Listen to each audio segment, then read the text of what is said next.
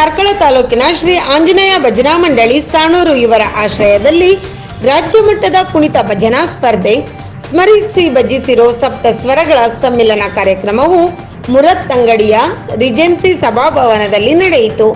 ಸಮಾರಂಭದ ಉದ್ಘಾಟನೆಯನ್ನು CA K Kamalaksha Kamath Karkala ಇವರು ನೆರವೇರಿಸುತ್ತಾ, ಭಜನೆಯು ದೇವರನ್ನು ಆರಾಧಿಸುವ ಮಹಾಮಂತ್ರವಾಗಿದೆ, ಭಕ್ತಿಯಲ್ಲಿ ಮಹಾಶಕ್ತಿ ಅಡಗಿದೆ. ಈ ನಿಟ್ಟಿನಲ್ಲಿ ಸಾಣೂರು ಶ್ರೀ ಆಂಜನೇಯ ಭಜನಾ ಮಂಡಳಿಗೆ ಶುಭ ಹಾರೈಸಿದರು.